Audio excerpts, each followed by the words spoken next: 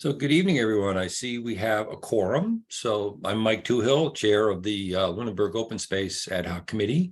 And before I call the meeting to order, I'm going to read the open meeting law notice. Please be advised the meeting is being recorded and broadcast live over Lunenburg Public Access channel and on Facebook Live on the Public Access Facebook page. And within 24 hours, the recording will be available on Lunenburg Access YouTube.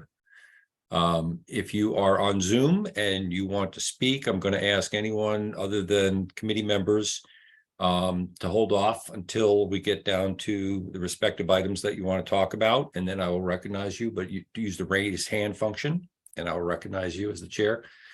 And anyone who is on the telephone, if you've called in, the toll-free number is 888-475-4499. Webinar ID is 7927370353. Admit some more people here. And if you are on the telephone and you want to speak, please dial *9. And apparently I will be able to see that and recognize you. So with that, I see we have 4 members. Mike Toohill, Chair. Anna Lockwood, our Vice Chair, is here. Brandon Kibbe, who's our clerk, is here. I see Eric Hines, community member. I don't see Matt Allison or Mary Wilson yet, hoping they can also join us. So, but we do have 4, so we have a quorum. So we'll proceed. So I'm going to call this meeting to order. And the first order of business is to review and approve the minutes from, we don't have the September 8th minutes, but we do have the January 11th minutes. So I did email those out to all the committee members. Have you folks had a chance to take a look at them? Okay, any changes? I know Brandon wrote them and I reviewed them already. I have no changes. Anna or Eric, do you guys have any changes? No, I don't. Nope, no changes. Okay, so I'd entertain a motion to accept the minutes. I make a motion to accept the minutes for our January meeting. I'll second. Thank you, Eric. So we'll do roll call since we're on Zoom. Eric? Aye. Anna? Aye. Brandon? Aye. And I'm Mike Toohill, the chair. I vote aye as well. And I still don't see, I don't know whether you guys can see, no, more people in the waiting room.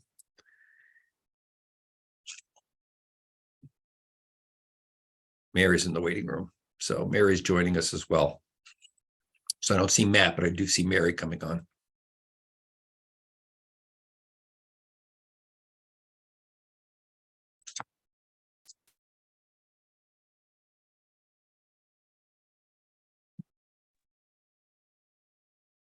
Hi, Mary. We moved on to the first order of business and reviewed and approved the minutes from January 11th. So that's where we are.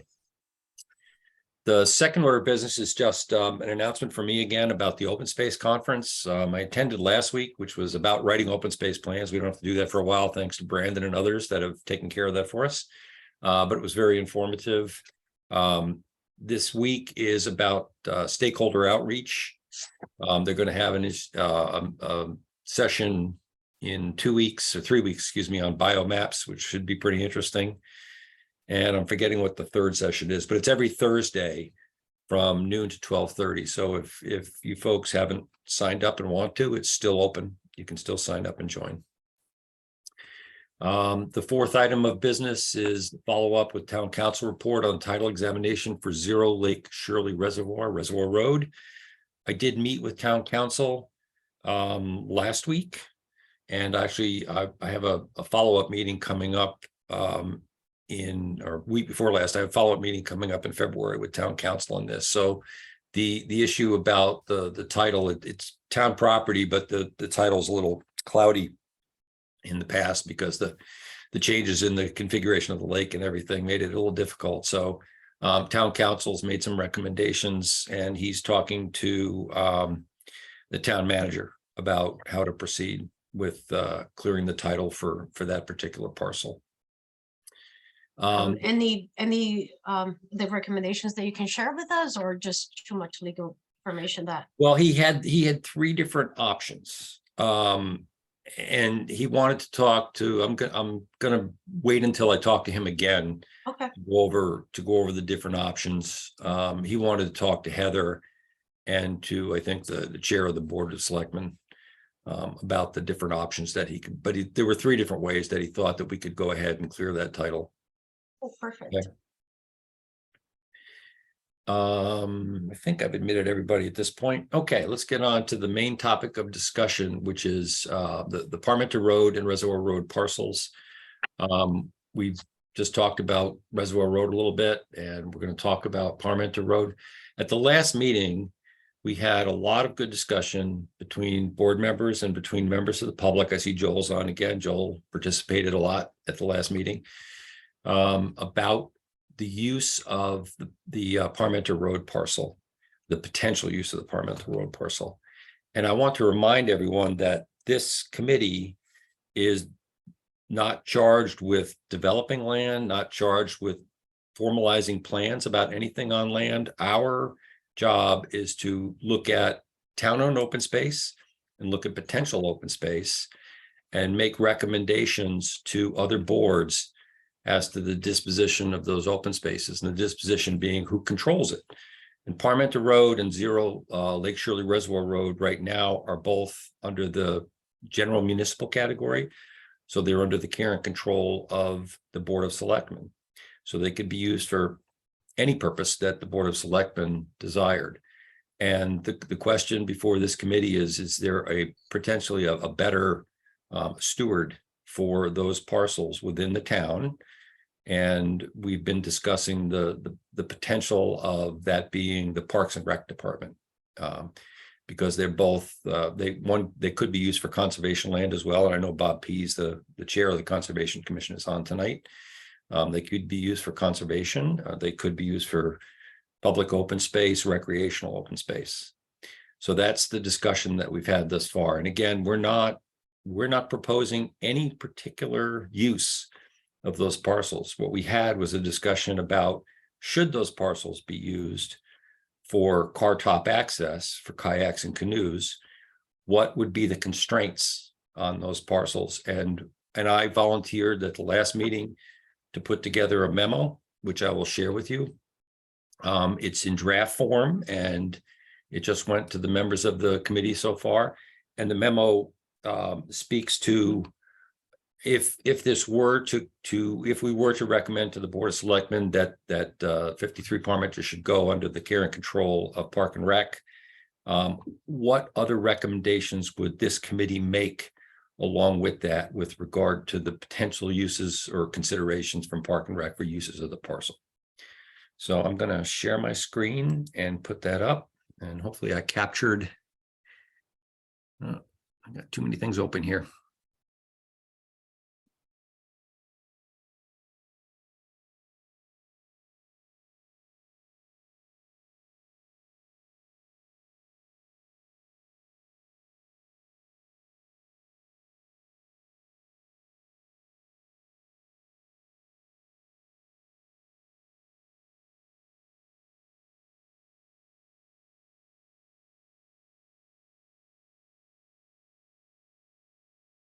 I apologize.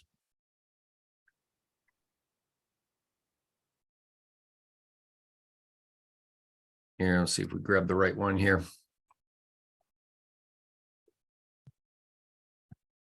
So this is simply a draft. Hopefully I'm showing the draft open space committee recommendations regarding Lake Shirley parcels to everyone.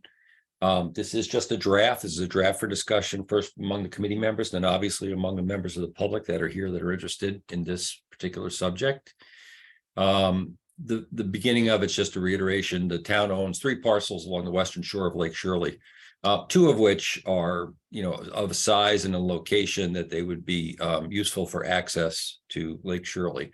Zero Flynn Road really isn't. It's a very small parcel, even though it's got a lot of frontage. So we've been concentrating on 51 Parmenter and Zero Shirley Reservoir Lake Road or Reservoir Road, Stump Cove. They're all held under general municipal land care control of select board. And then just, given the lack of access to Lake Shirley, public access to Lake Shirley, we've been discussing the possibility, the feasibility of using some of these parcels, and actually the Reservoir Road parcels already used, Stumpco is already used for access to the lake informally. And so with that regard to that parcel, what we're looking at longer term is again, through the Park and Rec Department, is making some potential improvements to that property so that we don't have to have people parking on Reservoir Road. But that's down the road. That's a long ways away because we have to clear the title with town council on that. And then I put together just this bullet item list. If any of these parcels were to be considered as public access to Lake Shirley, this committee, the Open Space Committee, would recommend that the care and control be given to the Parks and Rec Department, that the parcels in question be used as car top canoe or kayak access to the lake and posted as such, that no motorized watercraft be allowed to access the lake on the parcels and will post it as such, that no trailers be allowed to park on or adjacent to any of these parcels, and that'll also be posted. And that the only on-site parking, not parking on the streets, not parking in the neighbors' yards, any of that kind of stuff, but limited to what we could fit on site. And that the area be posted as one of the things Joel brought up is trash, and the area be posted as carry in, carry out, very similar to our trail systems. Where if you go use the trail systems and you bring your granola bars with you, you take the wrappers out with you. So these are just kind of some general recommendations that we would make should this committee decide that it wanted to make a recommendation to the Board of Selectmen to have the care and control turned over to the Parks Department for the purpose of kayak and canoe access. And I'll stop talking for a second, and I'd like some of the committee members to weigh in, please.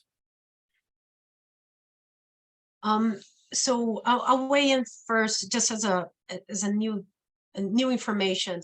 Karen Menard and I, Karen is also in the meeting. We scheduled a meeting with the chief of police for this week. We wanted to explore safety concerns with the chief, and the meeting was just yesterday. And we talked about safety concerns on the water, about small vessels being on the water in the lake that has motorized vessels, boats, larger boats, and also safety regarding the road. And just briefly, the conversation was very short. He said, the lake does have kayaks and canoes that go on the lake.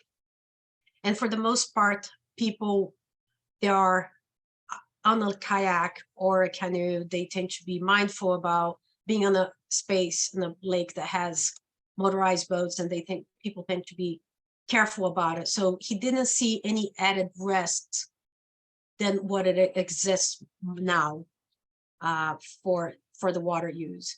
As for the street parking and other safety concerns, he said he would be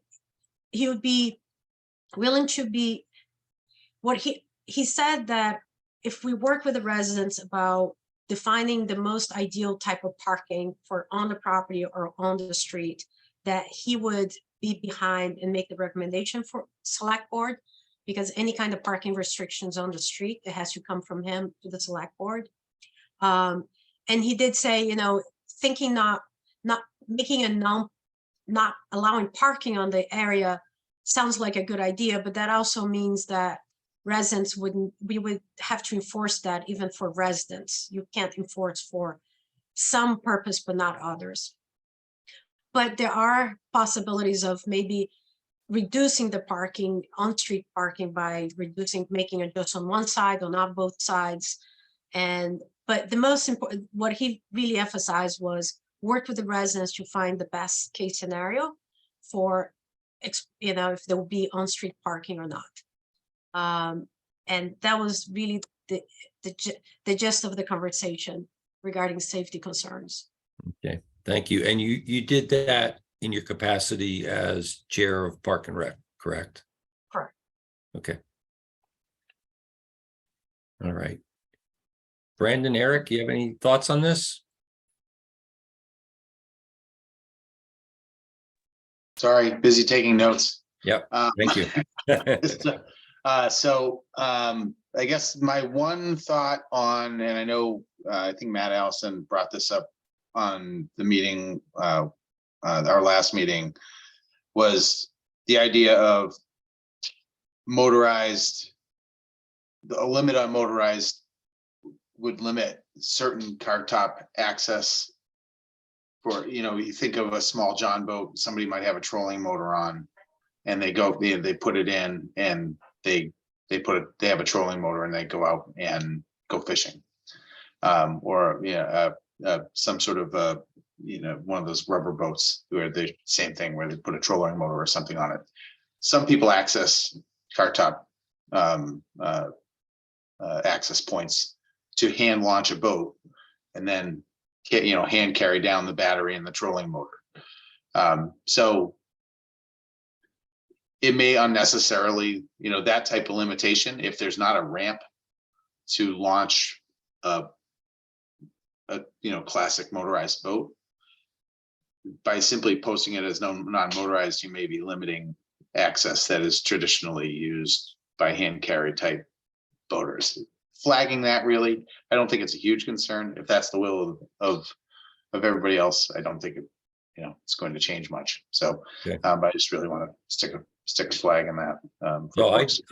I'll be honest with you, Brandon, I did that intentionally.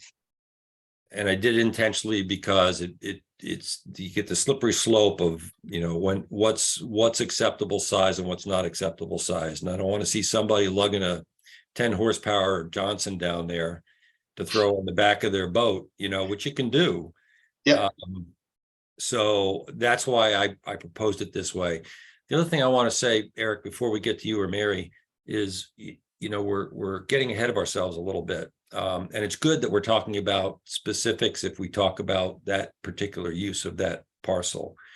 But this committee's job is to make a recommendation to the Board of Selectmen as to who should control this parcel, and then maybe along with it, have some recommendations, should it be used for car top access, what some of these committee members feel should be some limitations. So I don't want to get too deep into the weeds and discussing the shape and size and configuration and, ADA compliance and the slope and everything else out there, because we're not the designers. We're not the planners. That would fall to another board within this town. So having said that, Eric, you have some thoughts on this? None that haven't already been expressed. Okay. Yeah. Mary? Yes, thank you. So along those lines, I just got done writing a grant submittal on behalf of the Conservation Commission, and one of the big things about grants is, particularly for Mass Trails, is accessibility. Not necessarily ADA accessibility, but accessibility, and ensuring that the open spaces in Massachusetts are accessible to all, to the greatest extent that they can be. And with that, I just kind of took a note that the limitation on trailers, I understand that you wouldn't want to have power boats right down there and the big trailers associated with that. But for example, a lot of older people that like to get out and enjoy our open spaces maybe can't lift a kayak onto their roof, and might have one of those little, my uncle has a little 4x4 trailer that weighs, probably 70 pounds that he tows around behind his car. And so I would think we would not want to limit that kind of use or make a recommendation along those lines.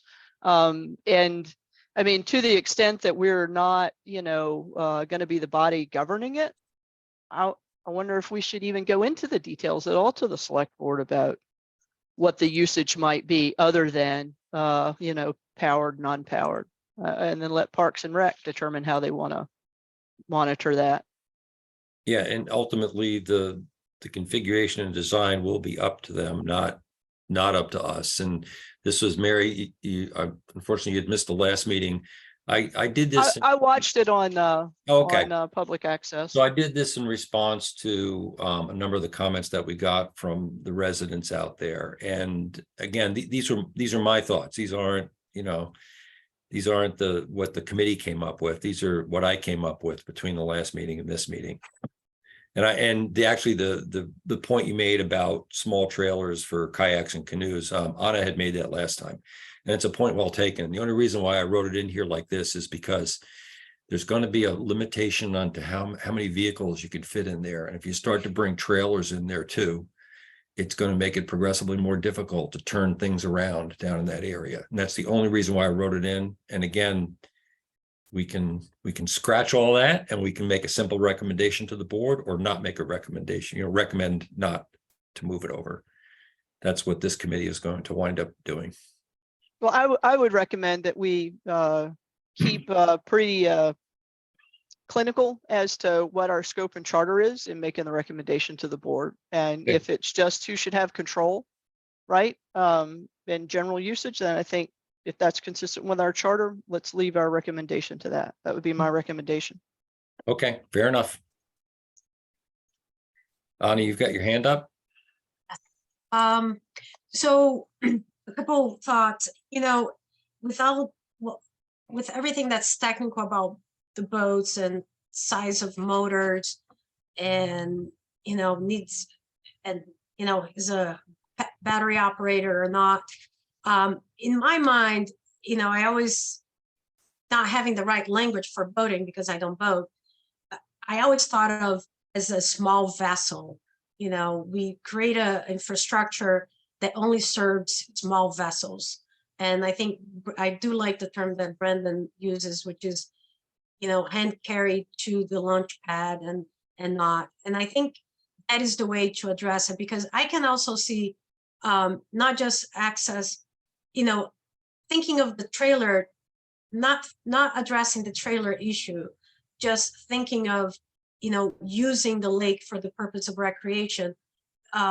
People with limited mobility and skills, they, you can't necessarily kayak or canoe too far out, but if you have a little motor that can just get you a little bit farther, you might be able to enjoy fishing and doing something else that would be of leisure.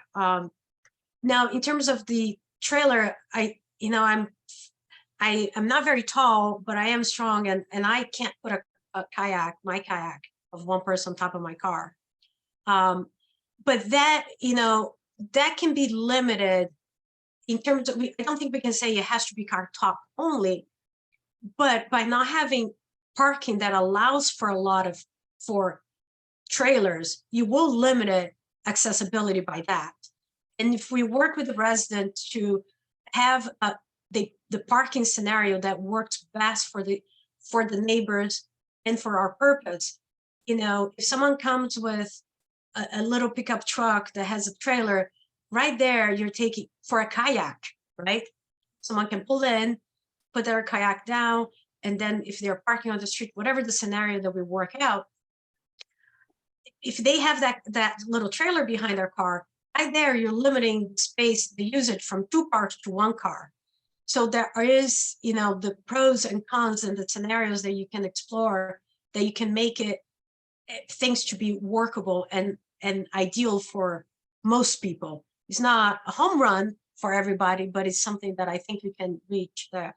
So, I always thought of it as a small vessel, and in whatever scenario we have to launch it, we wouldn't create infrastructure that would allow for much larger vessels. And my last point is to Mary's point of, limit the recommendation to yes, we recommend to be moved to the current control parks or not. Yes, we can do that, but it doesn't mean that that's, the charter says we can do that, but the charter doesn't necessarily say that we can't make any other recommendations.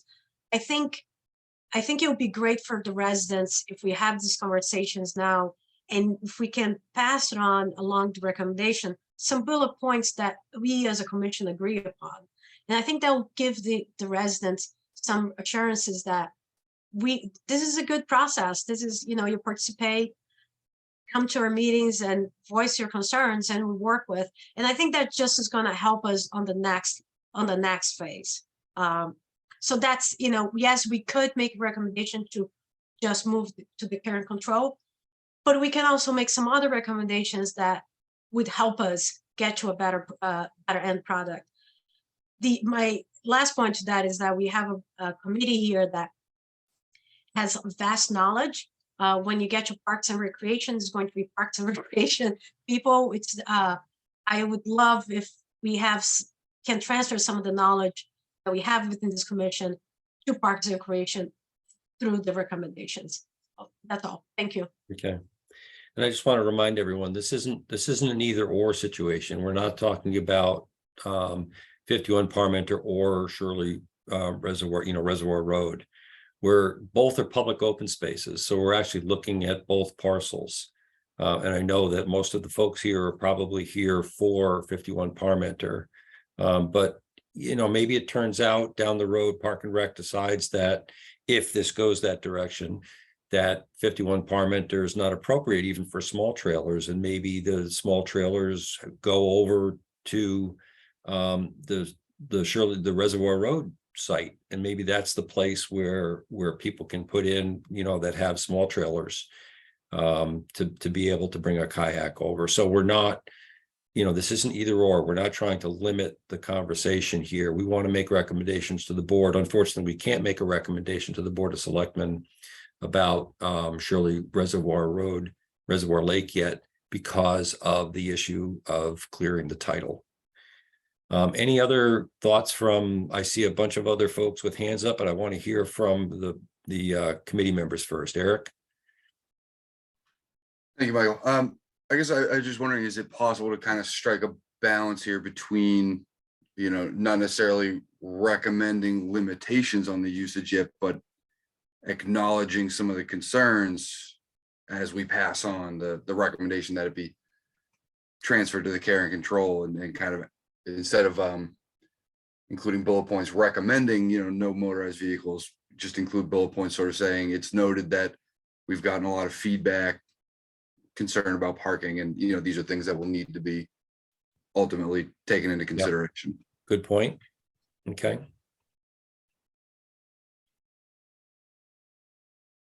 Okay, I don't see anybody else from the committee wants to speak, so I'm going to first recognize the Conservation Commission Chair, Bob Pease. You're muted, Bob.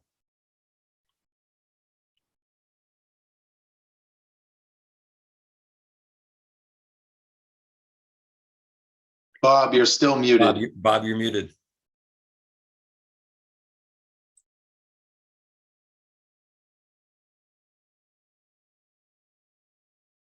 Is that better? Yes, it is. All right. Well, it depends on whether you want to hear what I want to say. I think this process should start with Parks and Rec. I think if Parks and Rec wants to consider putting a boat top access there, that they should write a letter to the Open Space Committee asking for Open Space to recommend its transfer to the care and control so that Parks and Rec, can consider it. I think that and let Parks and Rec deal with all of the concerns about the neighbors and the details, motors, non-motors, trailers, no trailers, slope, all that other stuff. I mean, Open Space only has the power to recommend. And if this was going to ever occur, it would have to go to the Planning Commission. There'd have to be a site plan review, because as soon as you start and establish parking, you have to do a site plan review.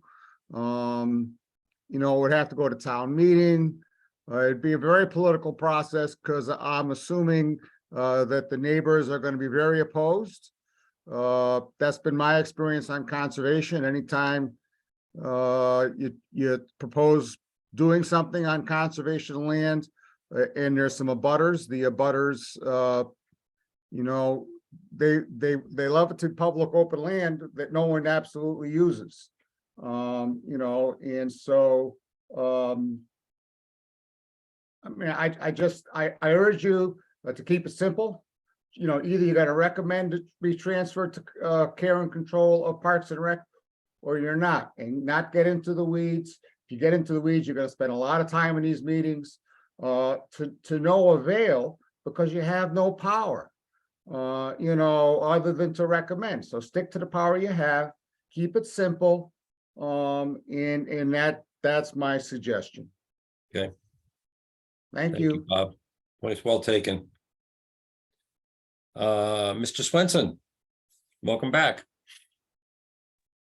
And by the Thank way, you. good night. Thank you. Can you hear me? Yes, I can. Okay, great. Thank you very much. Yeah, one of the biggest take-home messages I got from the last meeting was that you guys are involved in brainstorming, and it was perfectly loud and clear. I love to hear that message. And there's really, you guys aren't building or designing, so that's loud and clear. I greatly appreciate that. And what Bob just said specifically was that the power you have is to make recommendations. But I do think that making a recommendation should also take into consideration some of the biggest aspects that we're concerned with. And that is safety and considerations for the Americans with Disabilities Act and the slope and all that other stuff as well. Because the thing that bothers me about it is there are other parcels that might be less challenging and wouldn't disrupt this particular neighborhood. The 3-acre parcel on Shirley Reservoir is very large, great parking. One thing that if Bob had actually stayed on, he could probably comment on this, but one of the residents of the lake overstepped their bounds and actually created a paved parking lot on that land. So interestingly, you guys already have a 4 to 5 car parking surface on Zero Reservoir Road that could be used for public land without any cost to any of the residents. And that would probably save that poor individual from having the cost of ripping that back out. So, I mean, I understand that you're going to recommend something on both these parcels. I would really just like to formally say that I am opposed to the use of the Parmenter lot because it is very challenging and there are other better places, in my opinion, although I will admit that, you're still having title problems. So that probably isn't as easy as I'm making it sound, but that other parcel basically keeps a lot of individuals out of the neighborhood, keeps them away from this very challenging 3-road section, which is a danger. It's a school bus turnaround. And the other point I wanted to make is that my wife is an architect and she's worked on Americans with Disabilities Act complications for the McDonald's Corporation for years.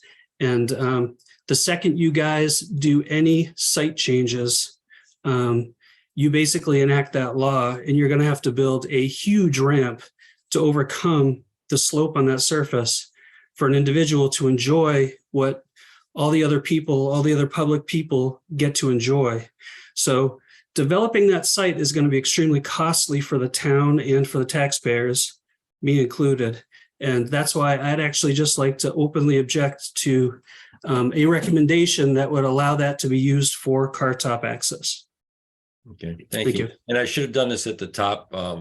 Mr. Swenson, just for the record, can you state your name and address?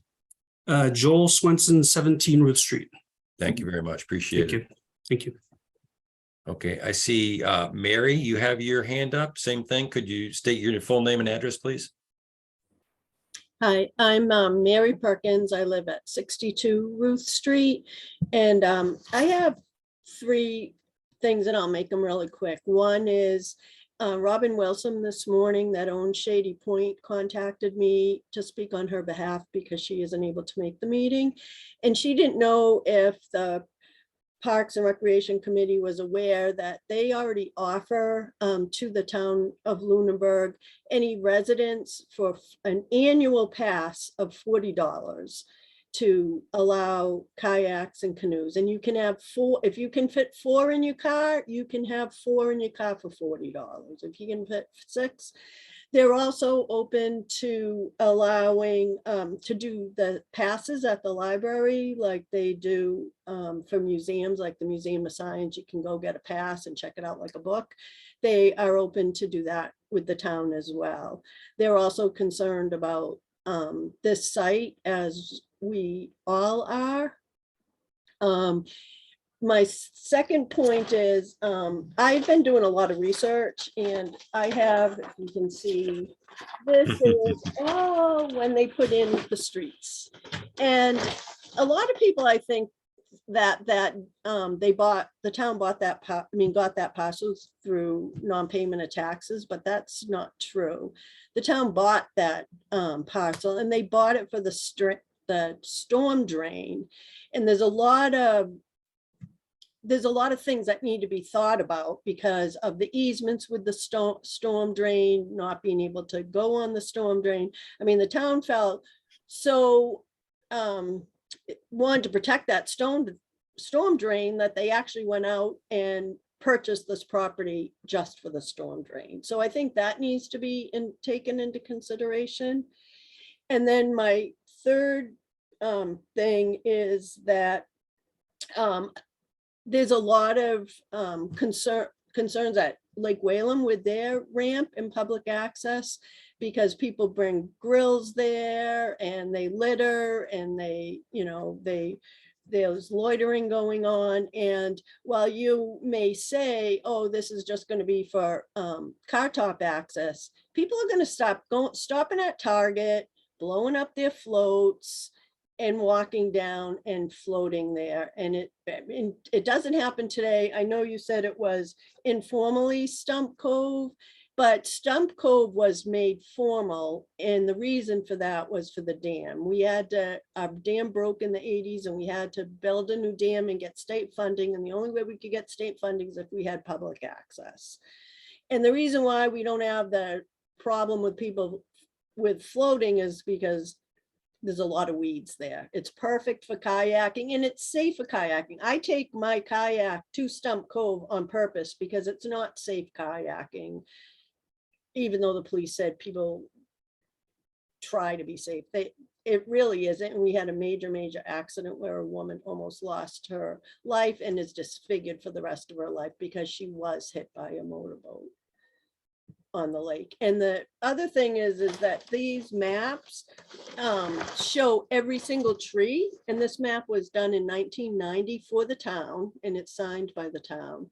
And it shows every tree. And if you look at all those trees that are on that property, they're all still here today. And so from a conservation perspective, I think it should be just left as is, as a beautiful piece of open space when we already have the Stump Cove access. It's going to ruin our neighborhood. Our neighborhood is very, very congested with very, very small lots all along Palmer and Johnson. And to have that type of traffic in and out of our neighborhood that doesn't go anywhere, it's all dead end, is going to be very disruptive to our neighborhood. Thank you for allowing me to speak. Yes, thank you, Mary. Appreciate it. Rich Pearson? Hi, good evening. Can you hear me okay? Yes, we can. Okay. First of all, thank you for donating your time and everything to the open space and the town. I appreciate that. Second, I just voicing my displeasure on Parmenter Road. Rich, I'm sorry. Can I stop you for a second? Sure. We know your name. What's your address, please? Oh, I'm sorry, 75 Ruth Street. Thank you. Yep, no problem. Yeah, I'd just like to voice my displeasure in that location. I too think the intersection is awful. My daughter gets on and off the bus there. A couple times I've almost got hit with a car coming the other way. And the streets are pretty tight there. So if you did allow parking on the streets, it's going to be a nightmare, especially in that intersection coming and going. I walked it the other day. I can only see maybe 4 parking spots on that lot, and I don't think there'd be room for trailers if that's the way they're going to be looking at it. So I just wanted to voice my displeasure in that site too. So, Okay, thank you. Thank you. Appreciate your time. I have Remax Patriot Realty. Can you introduce yourselves, please? Yes, my name is Fiona King, and my husband is with me, David King, and we live at 667 Reservoir Road. I would have to, first of all, I'd like to thank you all for holding this meeting. And, it is important to consider all the open spaces that you have under your purview and how to maximize those for public enjoyment. So I commend you for that. I would say that I also strongly object to the site on Parmenter Road. I don't live anywhere near there. However, I certainly know the area very, very well. It's highly congested, as has already been mentioned, and it has a very, very steep incline. And I really would not be conducive. One of my biggest concerns, quite frankly, is the traffic. We live actually across from Shady Point, and the owners of Shady Point do a superb job of sort of looking after very large numbers of people that access the lake through their facility. And they're great neighbors. Ever since COVID, they've moved from a sort of pay per visit to a membership fee or annualized fees. And I think that's helped control things as well. However, my big concern is it sounds like a wonderful idea to provide more public access, but unfortunately, both of these sites are challenged. You have a bridge that leads through Reservoir Road from the Keatings that only allows for a single car, and that's already treacherous. I can't imagine increasing traffic that's not going to just come from our town, but word will catch on and people will be coming from towns, all sorts of towns, from Lancaster, from Leominster, from Fitchburg, etc. Particularly if this becomes a park-like setting. And while I don't want to limit other people's enjoyment of the lake, that's not my intention. I think it has to be monitored, it has to be controlled, and it has to be done thoughtfully. And I've witnessed controlled mayhem, if you will, over at Shady Point because of the incredible demand that people have for that lake access. And I've experienced what it's like when it's controlled. I can't even imagine what it could culminate to uncontrolled. And, you know, I would tell you, I remember in 2019 that the cars started coming into Shady Point at 3:30 in the morning on July 4th. So, and they just lined up. And there's been events there and so on that have been very loud during the day. And we've had to call the police only to find out that there's no sound ordinances. So I have strong concerns around traffic, and we already have now, of course, as you know, a very, very large distribution center, which is going to put huge stress on the roads, that road, Shirley Road that bypasses Reservoir Road. And I really think that we need to sit back and really think about how dangerous is it going to be to increase traffic through that tunnel, whether you are looking at the Parmenter site or the Reservoir site, and how are you going to affect control so people are kept safe and it doesn't turn into a mob scene. And I will tell you, Shady Point does it with police, with staff, etc., that are there all summer long. Are we going to start having, have we taken that into consideration? And my only comment I'd like to make is that, we moved to this town 6 years ago, and I was quite surprised to find out that the town contributes not one dime to the support and care and maintenance of the lake.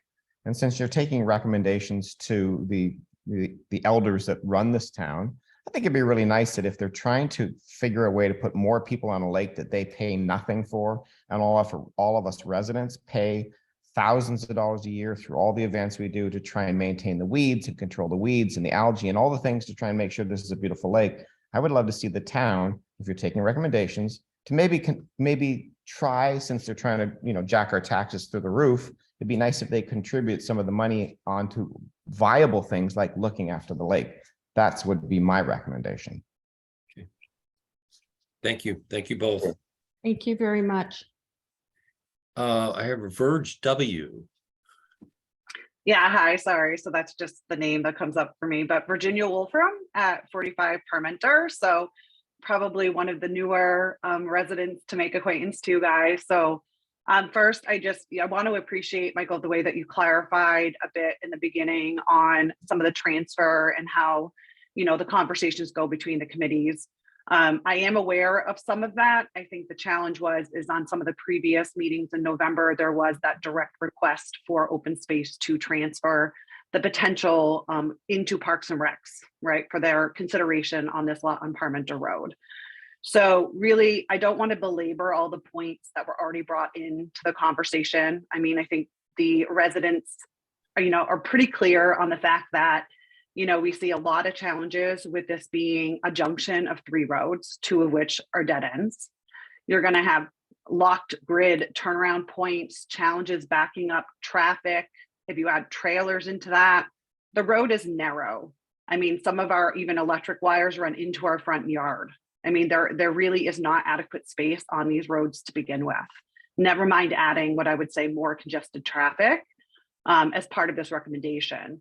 So, one thing I do just want to highlight is that I agree and understand that part of this is the recommendation, but I do think that these are points of concerns that need to be, to reiterate what Joel said, need to be considered as part of that overall recommendation.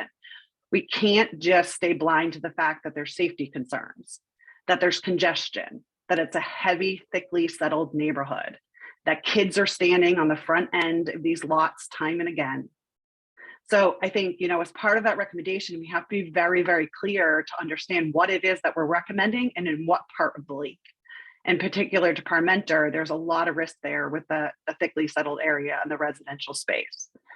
The other couple things that I wanted to bring up was, the pie-shaped corner lot here. I think the one thing of interest that hasn't been brought up, or something that, I noted in a letter that got sent to both the select board and many of these committees today, is that there's that storm drain that lies on the property that has a 10-foot easement on both sides.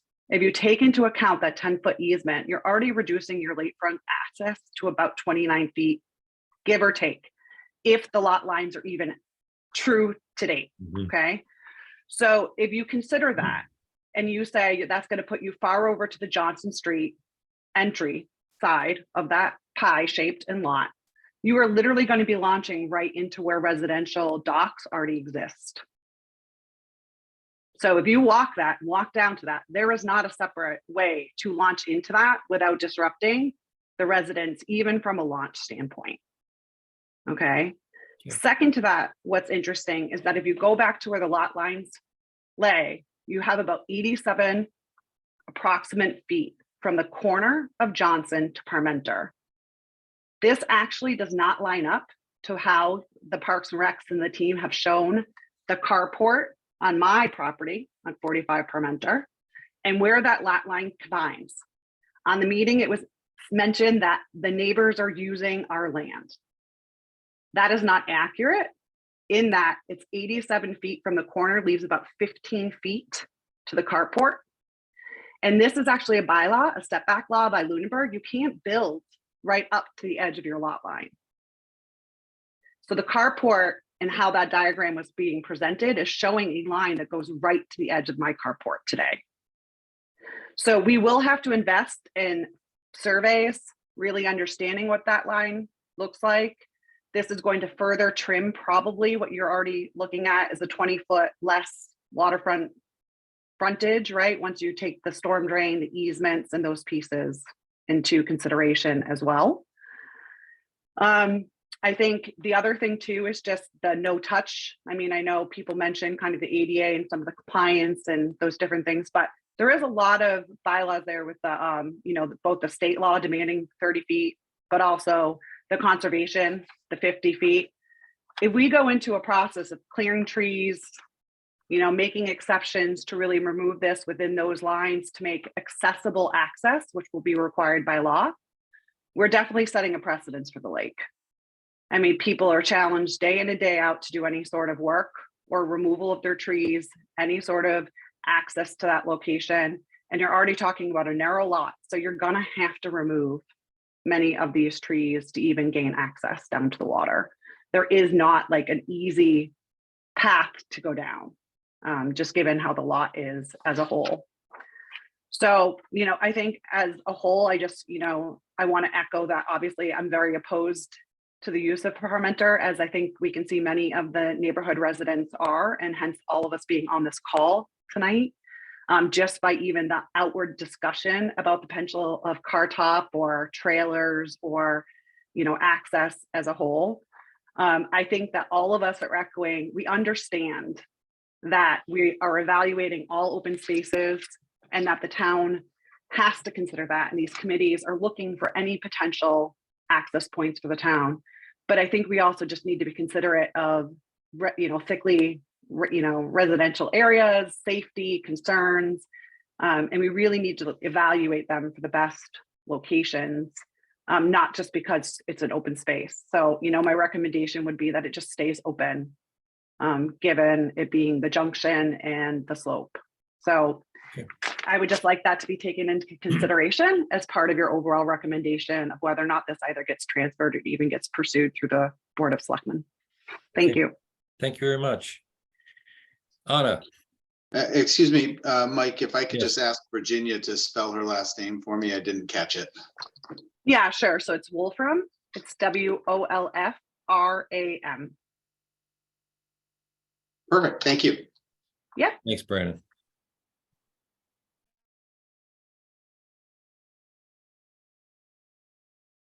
Anna, you're muted. Thank you, Mike. So a couple things, and you know, Bob, he's not on, I don't know if he's on the call, but he asked that the Parks Commission would write a letter. We did have a vote in one of our meetings, and I did come to this commission as a formal request from the Parks Commission. So I just want to make that clear. Yeah. And you're the representative from the Parks Commission to this committee, so I have no problem with Okay. you bringing it as the Right. chair of Parks. Yes. Okay, thank you. You know, I'm not, one thing that I'll say generally about this process, all the concerns that the residents are bringing, they're valid, and they are, you know, and as with everything we have done so far in Parks, we will take in consideration, and I'm sure if this moves forward, if we start investigating the process, can this lot be developed to anything or not? Is that everything will be taken in consideration? There will be a process, and we'll deal with it, just as we have done in the past.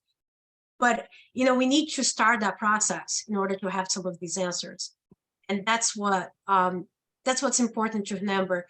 You know, it is our due. I feel as Parks Commission, I'm not speaking for this body, that it is our job to explore these options and to have all the answers, and then decide if we are going to move forward or not. So that's what we are doing now, is exploring the possibilities. Right. And we have to explore. So all the concerns that the residents have are valid. So, you know, can we cut down trees? What trees can we cut down? So before we ever develop the property, we'll have to go through, we don't just get permits because we're part of town. We got to go through in front of the Conservation Commission. If we're going to build anything, it has to match. Like, we don't get a free pass just because we are part of the town. So all of those concerns will be addressed. So if this ever gets developed, will be to the standards that it needs to be, period. There's no other way around it. And one thing people are talking about, the Zero Reservoir Road, that location, although it can be used, it cannot be used as much as a location that's right on the water. It's full of weed. One resident has mentioned, even if we develop that property will never be easy to access. Something that it's just not. It's mostly weeds right now. Maybe parts of the year there is water that you can more easily get a kayak there, but most of the year is swamp. I know that, and even if we develop that, that's going to be very limited. So, you know, mostly what I want to say is there is value for the town on evaluating if this property should be, if there is value on exploring this property or not, and we have to investigate. And all the concerns are valid and they are going to be taken into consideration if we move forward. But it is our job to pursue this as an option. So that's Okay. all. Thank you. I see Jerry's iPad. Hi, I'm Jerry Brown, 5 Johnson Street. I'm a butter to the property that you guys are talking about, and I just feel like it's a lot smaller piece of property than you really think about. And in the summertime, with as you had mentioned, our dock coming out and our boats right there, it's a very tight little spot right there to come in and out of with kayaks. I don't know what kind of traffic might be coming out of here, but I think any is too much. Just wanted to voice that opinion. Okay, thank you, Mr. Brown. Mr. Spint. I see you you're waving your hand. Go ahead. Mr. Spint, unmute yourself.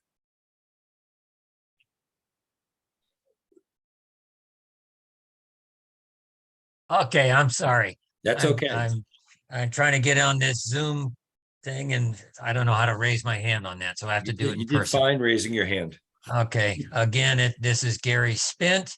I live at 7 Ruth Street, which is right across the street from Jerry, who just spoke. And although I haven't met you in person yet, Virginia, we're kind of kitty corner to one another where we are. I've been a resident of the lake now for 8 years. And right there in that corner, I want to voice my extreme anxiety about that area for safety purposes and back up what Mary Perkins said about that.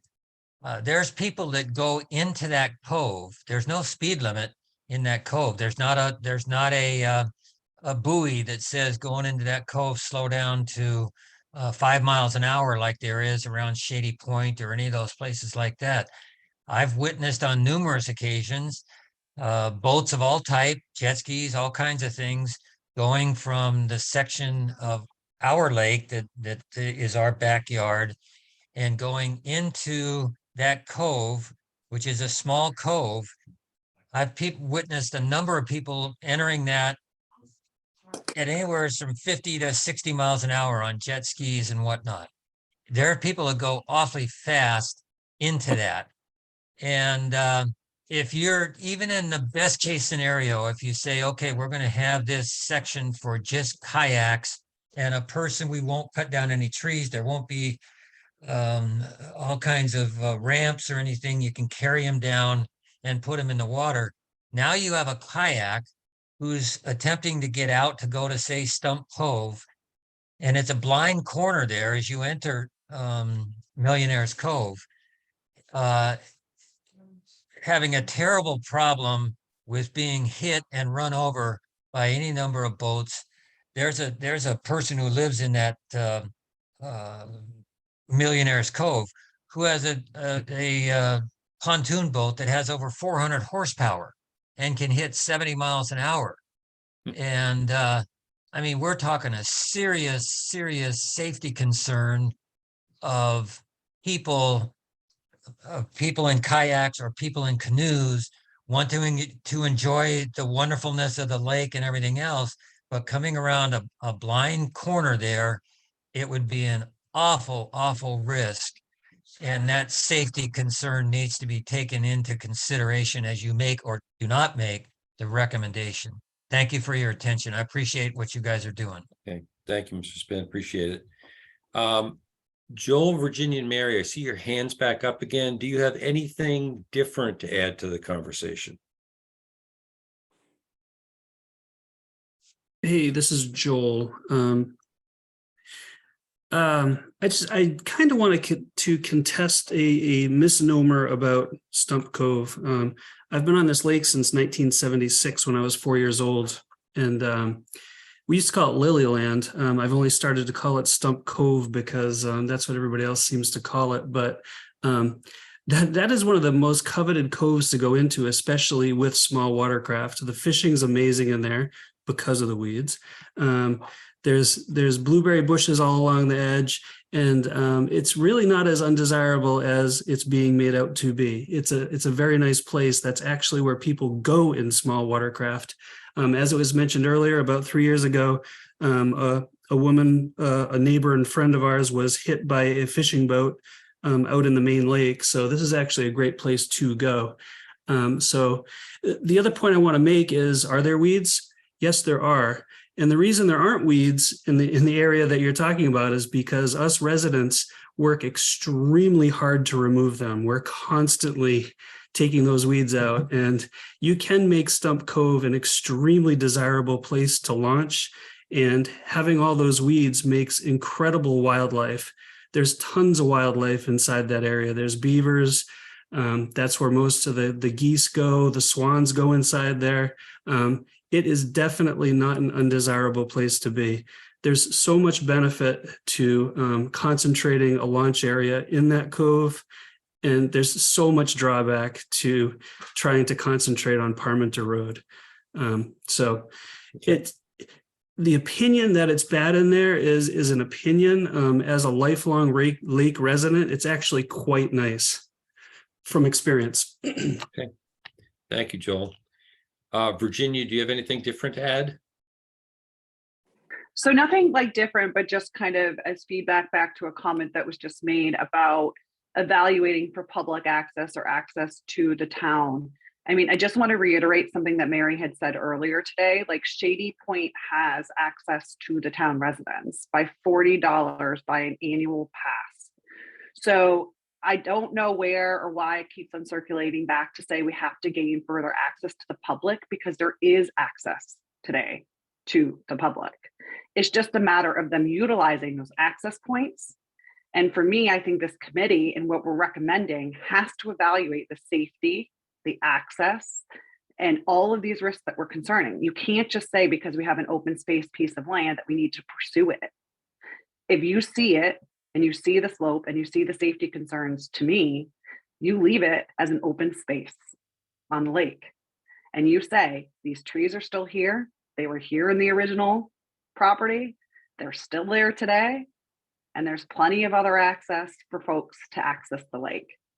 So I just want to reiterate that, because I heard that comment come back around, but we have to be cautious on why we're saying we're recommending these spaces for evaluation. I don't think that this committee should be doing that based on there is an open space. Because to me, there should be some things that preclude that immediately. So I just wanted to reiterate that point because it seems like it kind of got passed over. But I think it's something very important to think through. Okay. So thank you for that. Mary, something different? Yeah, I'll be quick. I just also wanted to say that I like Joel that he called it Lily Cove instead of Stump Cove. It was Stump Cove because it used to be full of stumps. It's not full of stumps anymore. They've all rotted away. And it is, I take my life in my hands to get to Stump Cove in order to have a nice kayaking. And the fact that Anna thought that it was low most of the year and unusable most of the year, that is completely untrue. I've lived on this lake for 30 years, and that cove has as much water in it as Millionaire's Cove, and it is much more beautiful for kayaking and canoeing. And I there's no reason that's where people need to go to kayak, because it's safe. It's not safe in Millionaire's Cove at all. The 450-foot horsepower boat, and the way that's where they circle the skiers around, and where Jerry's boat's going to be parked right there in his dock. Thank you for allowing me to speak again, but I just had to let people know that let's call it Lily Cove. Let's stop the Stump Cove, because it is a beautiful cove. It does sound nicer, Mary. Thank you. It was Lily Land. Lily Land. Lily Okay. Land, Yeah, all right, let's even call it better. Lily Land. Yeah. Okay, I'm going to allow one more. Karen Menard. Good evening, Karen Menard, 672 Page Street, also a member of the Park Commission. I'm just quick because I feel like you are getting a little bit into the weeds of all of this. I did just want to throw out a couple of things. As for Lily Cove, when we say that it's difficult to access, I'm actually, and I've said this before as well, It's actually not difficult to access when you're in the water to get into that cove.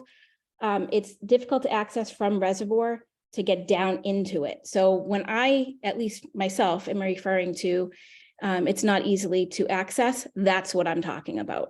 You know, and the other thing is, I am fully aware that Shady Point does offer the ability to enter their private property at a cost to enter into the lake. But this is a public body of water that needs to have reasonable access to it. And as a resident of this town, I do not believe we have reasonable access to that lake. I think that the 51 Parmenter does have some obstacles that would probably have to be overcome in order to do anything there. We have attempted to do our due diligence to get ahead of some of those things, to educate ourselves. The conversation that Anna and I had with our police chief yesterday, that actually came about before before your last meeting. So this is stuff that has been in my head, that's been in Anna's head. We're just trying to get ahead of it. Whether or not we can do something with this property, you know, we need to do some more investigative work on it, but we have to start somewhere. And this just seemed to be the logical place to start. So I'm hoping that the folks that are in this meeting tonight from that area would join us at some of our meetings when we discuss this property as a Parks Commission, because that's where I think a lot of the fine details are going to come out, because as Mr. Pease and everybody else has said here, and I've sat on this open space committee, it's your job to make some recommendations to the Board of Selectmen. And there's, you know, this is just one way of doing it. This was probably one of the more public ways to be able to do it. We could, you know, there's many ways that you can transfer land from one set of hands to another in town. And when I say many ways, I mean, the Parks Commission, if they so wanted, could, you know, put in a warrant article without having gone through open space. So we're trying to make this as open and transparent as we can, so that we can have these conversations and involve the people that have not, you know, background knowledge of this location, as well as Zero Reservoir. You know, so I'm just throwing that out there, food for thought for people. I hope that the conversation is able to continue in Parks Commission meetings and, you know, wherever else it falls on somebody's agenda. So thank you. Thank you, Karen. Okay, I'm going to end public comment at this point. I do see some hands up, but we'll go on forever and ever if we don't do this. What I'd like to do is to have an open and public discussion between the board members, between the committee members, and see where the committee members feel we are at this point and what we would like to do to move forward. So I will start with Mary.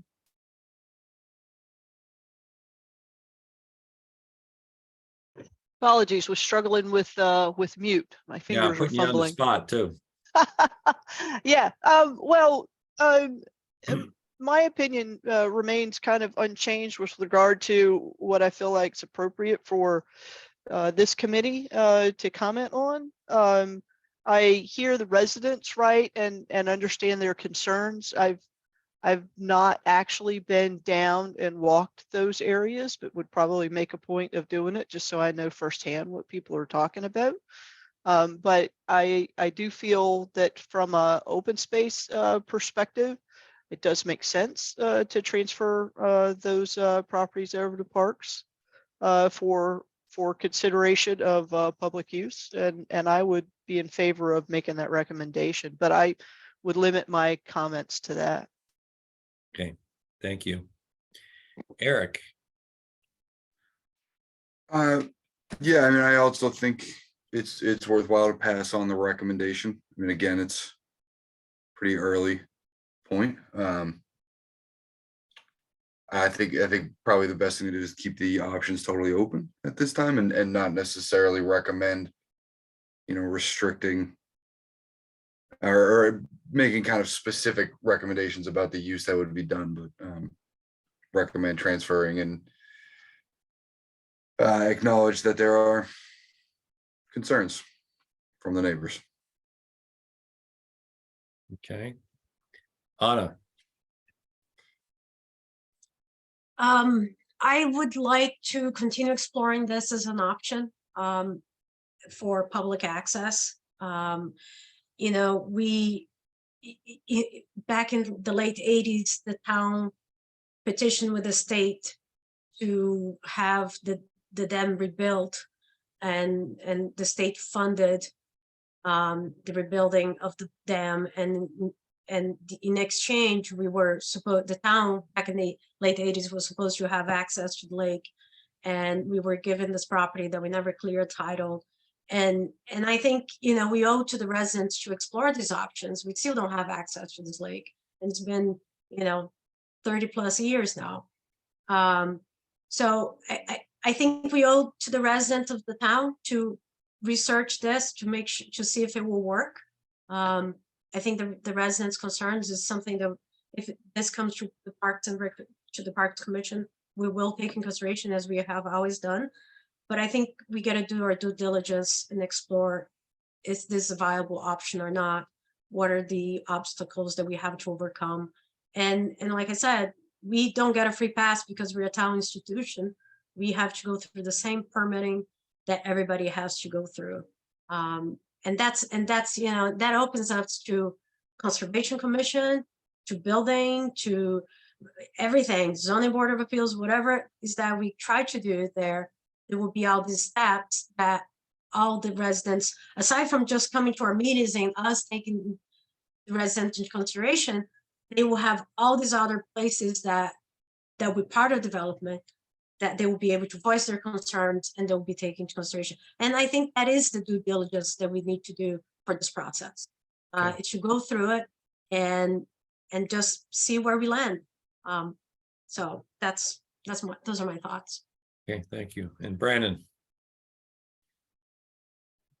I agree with what other committee members have said so far. I like what Eric had said earlier in the meeting here, where he was describing, you know, the maybe another sort of process where we don't necessarily make recommendations for the property, but we note the concerns that we've heard voiced here, and that, you know, and so that when we pass that along, that we collect that information. And I think others from the public have mentioned this as well, that we don't just lose that information that we've gained here, that gets passed along in our recommendation. It doesn't necessarily have to mean that we're recommending one thing or the other, just making sure that all those concerns are well noted.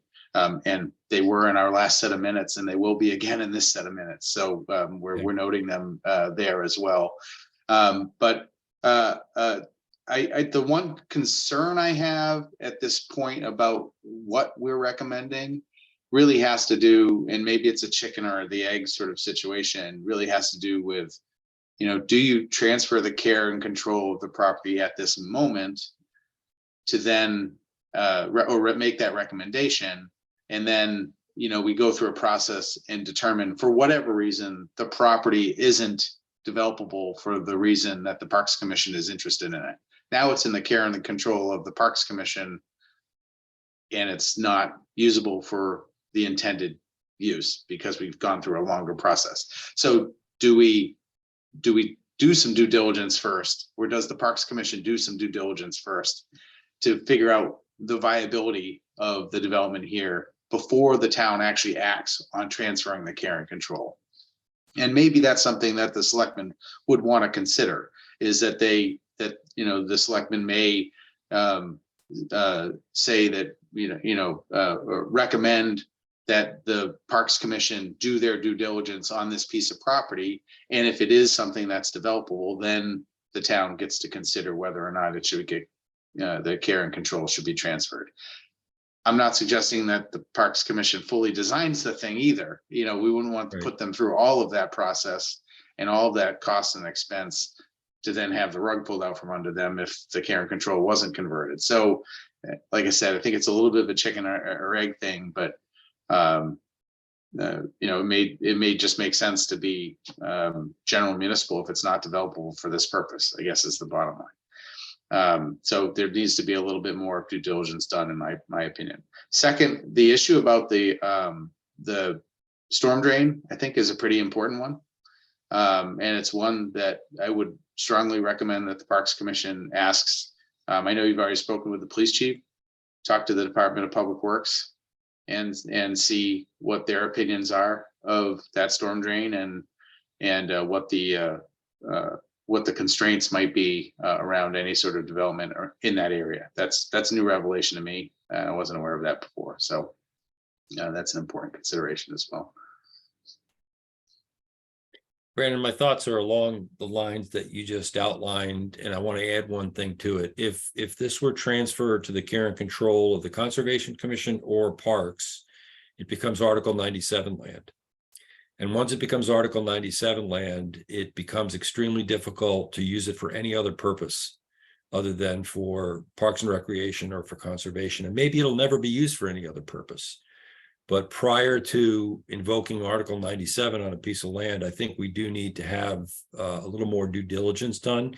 And I think what we're looking for on, and you can go back to the Parks and Rec with this, is, you know, we've heard a lot of concerns. I don't know yet if any of those are absolute red flags that would preclude putting a launch on this property, but we need to know that. I'm not saying that any of these things aren't. Public safety might be, you know, a number one. I don't, you know, it's a 13% slope. It's really not that steep. You know, there's plenty of shoreline. Even if that pipe is down there, Brandon, it's 10-foot easement. It doesn't mean you can't do, you know, walking or anything within an easement. So there are a number of issues that, yes, they are important, but I don't think they're showstoppers. And I think what we need to know right now is from before this committee makes a recommendation to the Board of Selectmen, we need to know if there's a showstopper out here. I was going to ask if this committee is ready to call the question, but I get a sense we're not, and I'm willing to be overruled on that. I'm wondering if we want to push this off to our March agenda, or if we want to make some kind of decision recommendation tonight. I mean, I could imagine recommending that this parcel be considered, you know, for this type of development by the Parks Commission, but that, you know, additional due diligence would be required by the Parks Commission to, you know, determine the viability of the site for that type of development prior to making a recommendation for the care and control to actually be converted. And my concern is entirely what you stated about Article 97. Is it's a once you do it, you can't undo it. Right. Or it's really hard to undo it. Really hard. So that's just a concern. And I don't think, to your point, Mike, I don't think that this parcel is at risk of any other type of development by the town. I don't think the town's gonna, you know, sell this parcel for residential development or any other thing. We're not putting a school there or a basketball court or anything. Right, exactly. I mean, there's the risk there is just so low. Right. So I don't think I don't think we're going to lose the opportunity to consider this this use, and this may be the only use you could really consider there. Can I ask for you, and forgive me, Parks Commission and was somewhat not knowledgeable about Article 97, because I thought, can you explain Article 97 as you know? Because I had a different understanding about land that falls under the care and control of There's parks. actually, there's a brand new wonderful website that they just posted because the public lands bill finally went through. And EEA just put up a really nice website on Article 97. It's more than you'd ever want to know about it. But in general, Article 97 says if a land is held in recreation or conservation, you cannot use it for any other purpose without going through an act of the legislature. And it's Article 97 of the Massachusetts Constitution is what it is.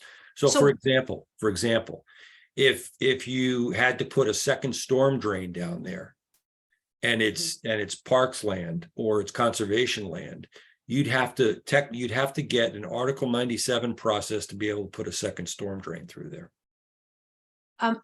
So as far as I knew there was that kind of restriction on conservation land. But I thought parkland wasn't as restricted as conservation. No, believe But me, you're it is. saying I did it's the work. same. I did work Okay. in the Blue Hills on a baseball field. And we had to put Okay. an MWRA sewer through a baseball field. And we had to go through an act of the legislature to get a sewer put through on the baseball field. Okay, Now, you don't have to go through an act of the legislature to build a baseball diamond on Parks land, because that's what it's for. right. And so that's the difference, right? So development for parks purposes is allowed under Article 97 on parks lands. Development for other purposes isn't.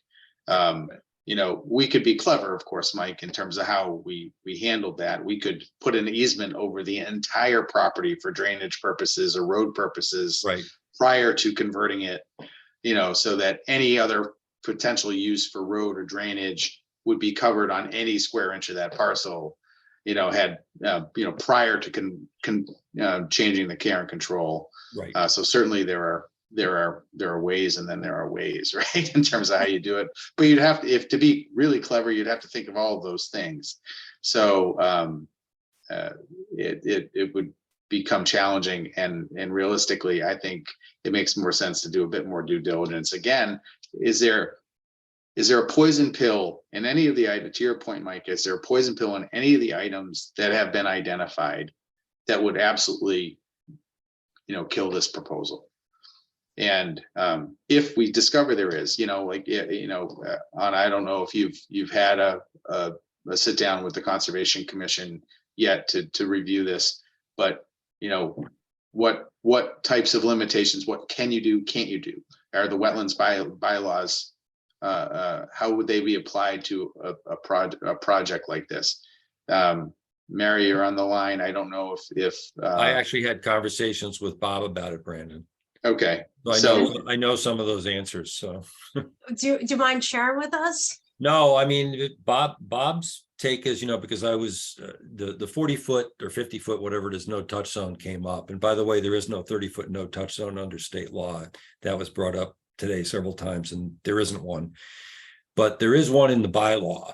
I do this for a living. I do wetlands permitting for a living. Right. So, and I've done it for 40 years. Under the bylaw, there's a no touch, there's a restriction area, but you can get a waiver from that. And Bob said the Conservation Commission has routinely granted waivers for that for people on Lake Shirley that want to do things like put in docks. Right. So there's plenty of precedent for waiving that particular no touch area. And not saying that they would. I can't speak for the Conservation Commission, and neither can Mary tonight, but there's definitely precedent for it. So that one to me is not the poison pill. There may be some others that are. What I would like to do is, it's getting a little late, which is fine, but what I'd like to do is I'll volunteer again. How about if I volunteer to put together a letter to Heather and to the Board of Selectmen, the Select Board, outlining kind of what Eric and Brandon, what you guys have been talking about, not making a recommendation from this committee as to, you know, transferring care and control, but noting that if transfer were to occur, there are concerns that need to be fully evaluated before that happened. And just to keep the board, because I don't know whether you all know, but Virginia's attorneys served us all today. So I have papers from her attorney, and so does the Board of Selectmen, so does the Conservation Commission, so does the Parks Department. So just so It's you a know. great way to start a conversation. Yeah. So, yeah, exactly. Okay, so Mike, what you're saying is you want to bring the board up to speed on what's going on. Correct. Okay. And so let me see if, I think it'd be great to bring the select board up to speed on what's going on, because we're exploring just what we have said here. I would like to explore, is there a showstopper, a red poison pill, as Brandon said, which that's a new term for me. And maybe, and I'll do the legwork. And since either Brandon or Michael, you guys work more on this, on this than I do, if you guys could outline, things that I can, in my own time, work in finding out what would be the concerns and gather that information, just as I did. I knew safety was a concern, so I went and I speak with the chief, which was something that was on our mind, and we had scheduled that meeting before. So if you guys, because you have the knowledge outside this commission, like you said, Mike, you've been doing this for 40 years, could put a list of concerns that should be explored before we make that recommendation. I'm happy, and I'm sure I can get Karen Menard and a few other commissioners to help me explore some of those concerns. And we would be happy to then report back, just as we reported back with the, with the chief. And I'll be happy to, I'm very used to any meetings that I have to taking notes. And usually I write it back to the person who I had a meeting with my notes to say, these are my notes. Do you concur with the notes? And usually people reply yes. I have done that. I have meetings with Heather every month, and that's how I keep the board, the commission, the Parks Commission up to speed on everything that's going on. So I'll be happy to, even as I explore those meetings and take notes, to have a written communication with people that I had my conversations. And when I report back, I'm not just reporting back verbally, I'll have those written communications. If you guys outline what I should explore, I will do the legwork. I don't know if that's something that you guys would be willing to just say, I'm a bit concerned about X, Y, and Z. And I'm just trying to figure out a way to get this done without money being spent, but it's still doing in a responsible way. Yeah, and the way I'm thinking about it, Anna, is, ask the questions that are the concerns that have been raised. So ask a specific question. Mike did a good job of answering the wetlands bylaw question, right? Is the no touch zone in the wetlands bylaw absolutely restrict any development within that? And that's the question. And then the answer is, the ADA is one that I'm thinking of. Right. If the town entertains any development here, are we required to meet the full letter of ADA, or are there or are there some, for this type of use, some limits, or what hurdles do you have to get over to have a less accessible or Right. less developed access point? And on that one, I actually know a little bit because I've been researching grants for Marshall Park, and remember, we're trying to develop a trail. And on that one there are different levels of grading, and it goes up to, I think, 14. It has different levels of ADA, but there's the 5 degrees and then up to 13 or 15 degrees. These would all be considered accessible trails. So that information, I would be happy to do. I can listen to this meeting again and compile Okay. more of the questions. But if you guys have more information that I should explore, I'll be happy to do it. Now, one thing that would be helpful is Mary, and not Mary Wilson, but Mary that had the plans in front of her. Mary, if I think Mary Wilson and I would like to go down and take a look at the site sometime. If you could share those plans with us, those that show, and you, Brandon, you may know where those are already, but I've never seen those plans that show the storm sewer and the easement. So I'd like I haven't gone looking for them, so I don't have them either. Yeah, Mary's got them. So I'd like to see if I couldn't, I don't know whether you have them in a PDF, Mary, or you just have them on paper, but I'd like to see those. And you're talking to Mary Perkins here, right? Yeah, Yes, Mary Perkins. I only have them on paper, and there's a lot of them. And where'd you get them? I've lived in town a long time, and So you keep stuff like this in your basement? in my attic. Oh, even better. Insulation. Yeah, I even had one of Rich Pearson's that he never even knew about. Yeah, I'd like to see those if you don't mind sometime. Yes, I'd if like to you- take a walk out there. I know Joel has invited us the last time. I'd like to take a walk out there and take a look too. Yeah, I Okay, work from home. I'm very, very flexible with my time. I don't have Awesome. a lot of meetings, so I'd be more than happy to walk them and show you then. And as Anna, as you do your list, I think it would, talking to the DPW about that storm drain, I think is important for Yeah. the due diligence. And also what goes down that storm drain? Do you want people in the water? I mean, lots of yucky stuff goes down storm drains. that's not good news. Oh, well, think about it. It all comes off the street. Yeah, no, I'm just harking back to some of the earlier comments of people's docks being right there. And if they're concerned about the storm drain, I'm guessing they'd be concerned about swimming off their own dock too. Yeah. Yep. All right, thank you. All right. All right. Thank you, folks. If we don't have anything else from the committee members, I think we want to go on to our next, and which is the last agenda item, which is our next meeting. Anything else on Parmenter before we move on? Okay, Yep. So to-dos will be, I'm going to the best that I can, trying to come up with a list of concerns and research them. And to the best that I can, I will try to have it for the next meeting. If I don't, it will be probably within a couple months. Okay. It's action items kind of for Parliamentary Road. okay, And if you want any help offline, in coming up with that list of questions, I'm happy to brainstorm with you, Anna.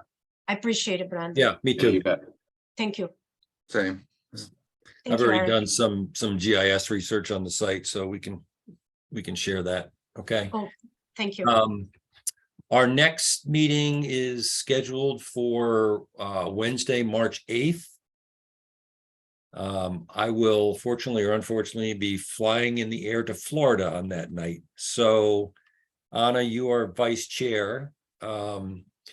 Does the committee want to keep to that date? And I'd be happy to put the agenda together for the meeting, Anna. I can be in the meeting if we have quorum, definitely. Okay.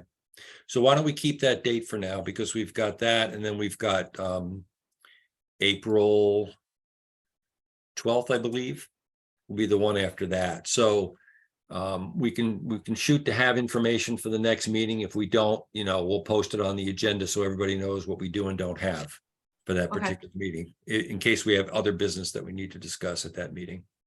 Sounds good. Thank All you. right. Anything else from the committee? All right. Well, I thank everybody for their time again, and I'd entertain a motion to adjourn this meeting. I'll make a motion to adjourn this meeting. Second, Thank you and thank you. Eric, Aye. Brandon, Aye, so nobody's going to say no, but I need to do this anyway. Anna, Aye. Mary, aye. and Mike, I vote aye as well. So thank you all very much for your time again. Appreciate it. Thank you. Thank you, Mike.